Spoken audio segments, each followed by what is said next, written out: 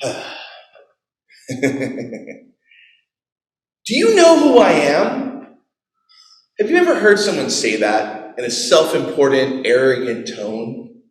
You're at a restaurant and the hostess is saying, welcome, we're glad you're here. We have about a 15-minute wait. Is at work? And the person says, do you know who I am?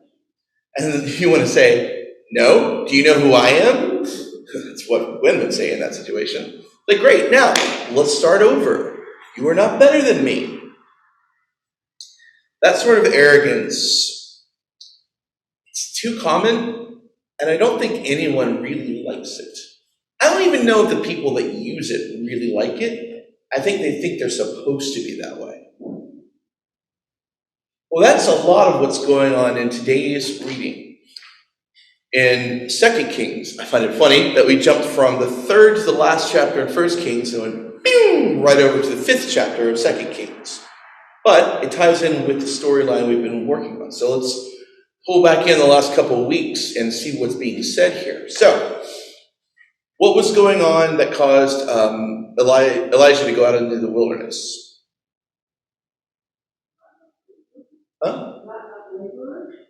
Not enough laborers, that's one thing. Something about the god Baal. There was a war and everybody's prophets got killed. Yes, there was a war and everybody's prophets got killed. He pulled the whole, let's see whose god can beat the other god.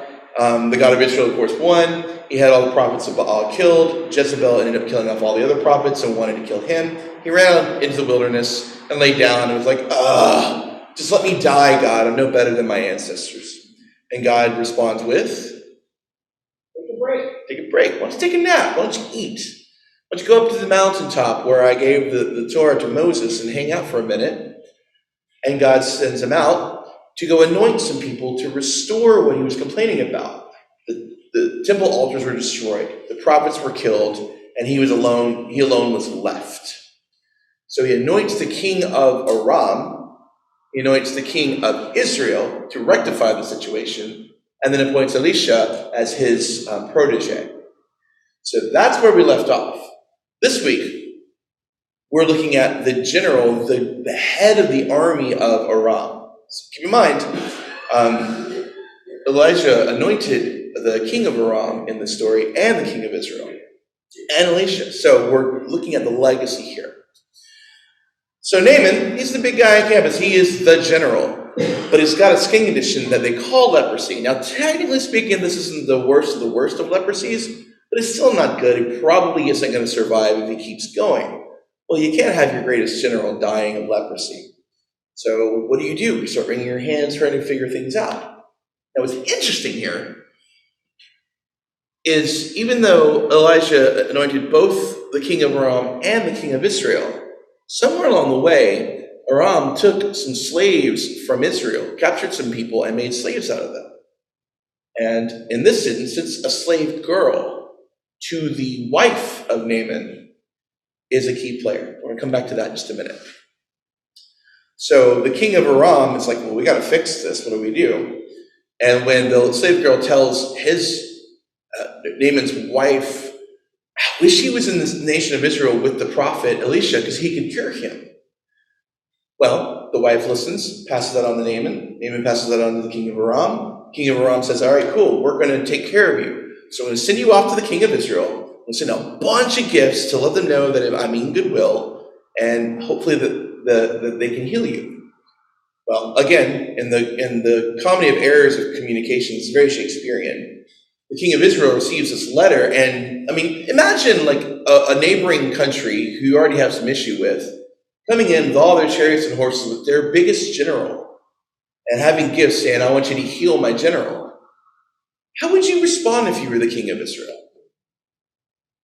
Say what? Right? You would probably rip your clothes too, because this guy wants to start a war with me. What can I do? I can't heal him. I'm not God. But he doesn't understand. What he doesn't know is that Elisha hears this and goes, no. Relax. Don't tear your clothes. Calm down. It's going to be okay. Send him my way, and I will heal him. And not only does Naaman show up with all his chariots and all his horses, But Elisha, I gotta give him props for style. Does he go out and give homage to this great general who has been victorious in all of his battles? Now he's like, all right, cool. I'm gonna stay inside. I'm gonna send out my servant and tell him what to do. And Naaman's like, do you know who I am? I came all the way here. I am the general of my nation. Who do you think you are that you won't even come out and see me do something to show me that I am important, that you recognize what's going on, to prove you're God to me, and then of all things, wash in the Jordan River? Gross. Like the rivers of Damascus are much better. Just keep in mind, the Jordan River is not a very clean river. It's really muddy, and it's not that big. That's where we begin to look at what's going on here. But the general's servants go, hang on a minute. I feel you. You're upset. I get it. But it's not a very difficult thing to do.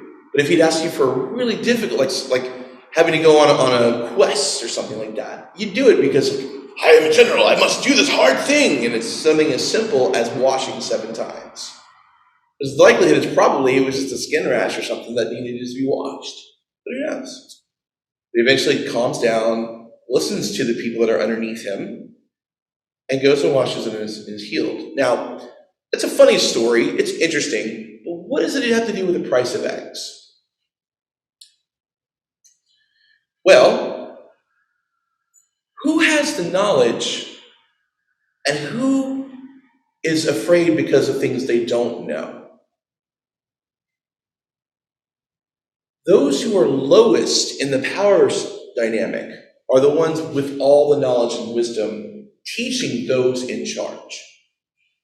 Who knows about how to heal Naaman? Is it Naaman? Is it the king of Aram? Is it his wife?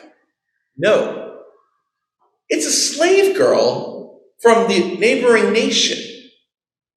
Now, if I'm a slave girl that got kidnapped from my homeland to be taken into this place, I don't know that I'd want to heal the general. I'd kind of want some vengeance for what they did. I'd be like, serves you right getting leprosy for taking me away from my home and my family to enslave me. No. It's like, I know how this can work, and it will not only help him, but it will remind people of the power of the God of my land. And so, but she tells Naaman's wife, again, versus slave girl with no real rights and no real privileges and no real citizenship, tells the wife, the woman in this dynamic, not the man, about the healing. She tells him, and so on and so forth.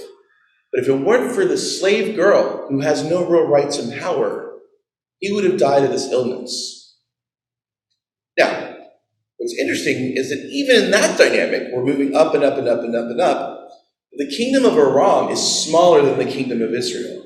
So the king of Aram sending Naaman to the king of Israel is again passing the baton of knowledge to the highest source of power. And he doesn't know what's going on. So he's afraid of what's going to happen. But then, when Naaman does show up, it's the servant of Elijah, not even Elisha himself, who tells him what to do.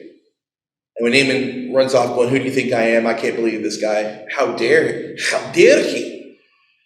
The servants are the ones who remind him, hey, maybe you should reconsider this a little bit. Maybe you should take it down a notch and maybe look into a little bit of this thing called humility. If we only assume that those with the greatest power have all the answers, we miss a lot of voices. If we assume that we are terribly busy and important, so everyone should cater to our will so that we can have what we need, especially when we're in need, we undermine what we need to do.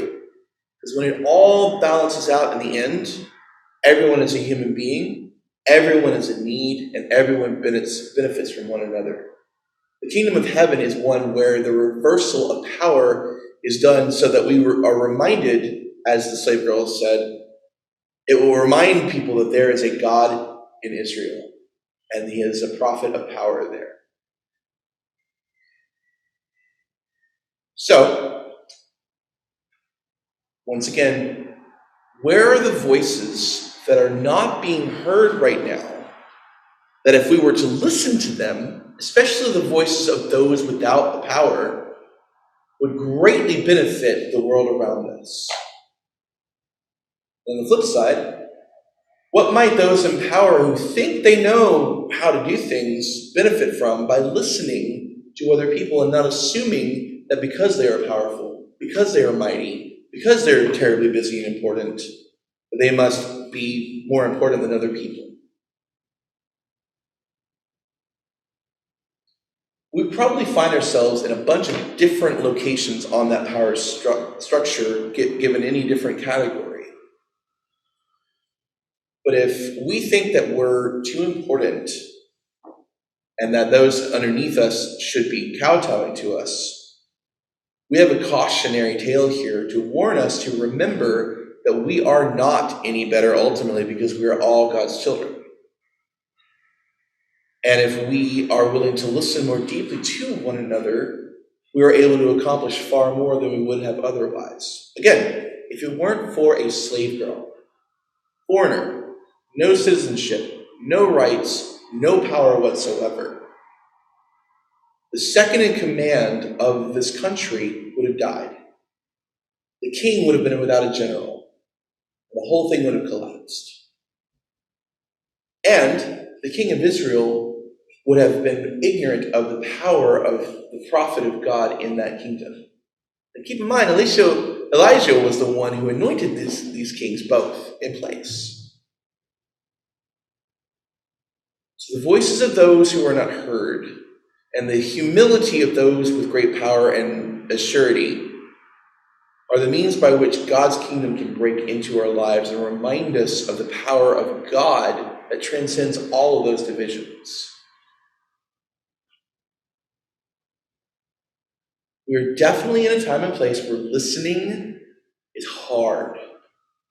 Listening is important.